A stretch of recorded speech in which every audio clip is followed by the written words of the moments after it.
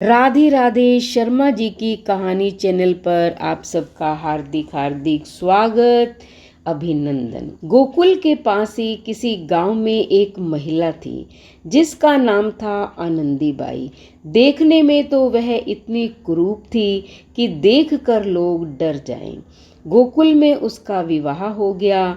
विवाह से पूर्व उसके पति ने उसे नहीं देखा था। विवाह के पश्चात उसकी कुरूपता को देखकर उसका पति उसे पत्नी के रूप में न रख सका। वह उसे छोड़कर चला गया और उसने दूसरा विवाह कर लिया। आनंदी ने अपने कुरूपता के कारण हुए अपमान को पचा लिया एवं निश्चय किया कि अब तो वो गोकुल में ही रहेगी, उसे अपना ससुराल बनाएगी।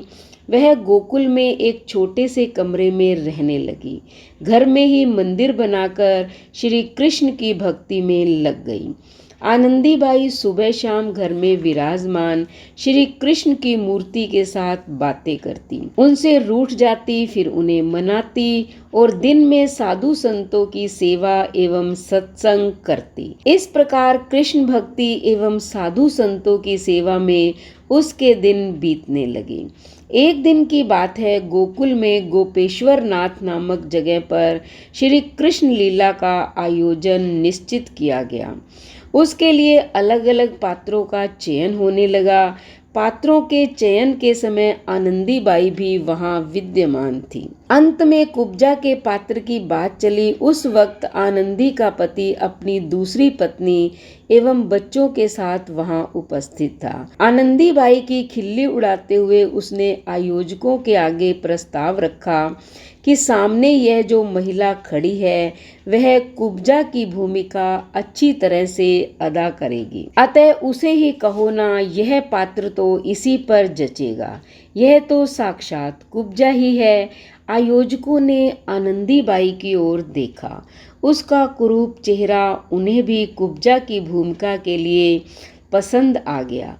उन्होंने आनंदीबाई को कुब्जा का पात्र अदा करने के लिए प्रार्थना की।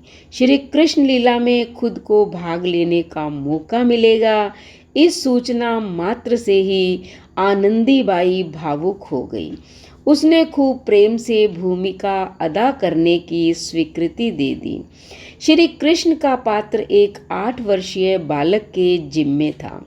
आनंदीबाई तो घर आकर श्री कृष्ण की मूर्ति के आगे व्याकुलता से निहारने लगी और मन ही मन विचारने लगी कि मेरा कन्हैया आएगा, मेरे पैर पर पैर रखेगा, मेरी ठोड़ी पकड़कर मुझे ऊपर देखने को कहेगा। वह तो बस नाटक में दृश्यों की कल्पना में ही खोने लगी।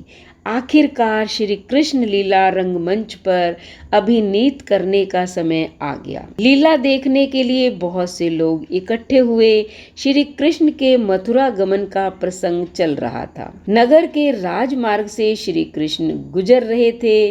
रास्ते में उन्हें कुब्जा मिली। 8 वर्षीय बालक को जो श्री कृष्ण का पात्र अदा कर रहा था, उसने कुब्जा बनी आनंदी के पैर पर पैर रखा और उसकी ठोड़ी पकड़कर उसे ऊंचा किया। किंतु यह कैसा चमत्कार! कुरूप कुब्जा एकदम सामान्य हो गई। वहां उपस्थित सभी दर्शकों ने इस प्रसंग को अपनी आंखों से देखा। आनंदीबाई की कुरूपता का पता सभी को था। अब उसकी कुरूपता बिल्कुल गायब हो चुकी थी। यह देखकर सभी दांतों तले उंगली दबाने लगे। आनंदीबाई तो भाव विभोर होकर अपने कृष्ण में ही खोई हुई थी। उसकी कुरूपता नष्ट हो गई, यह जानकर कई लोग कौतूहलवश उसे देखने के लिए आए।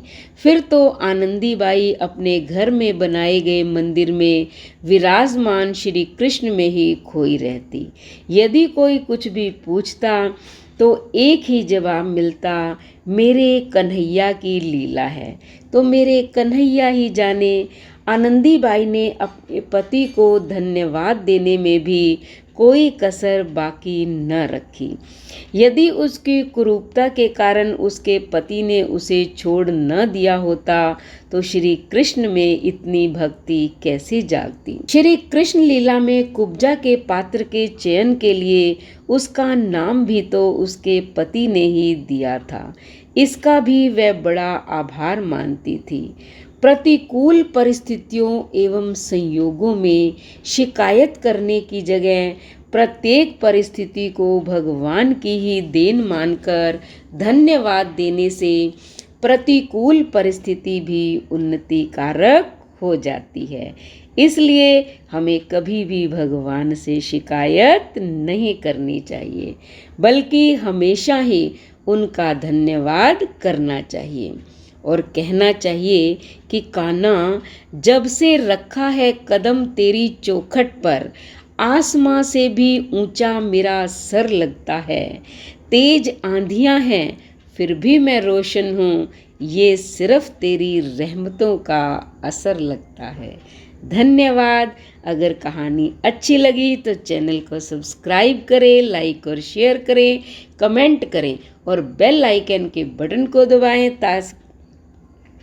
ताकि ऐसी ही मोटिवेशनल कहानी का नोटिफिकेशन सबसे पहले आपको मिले।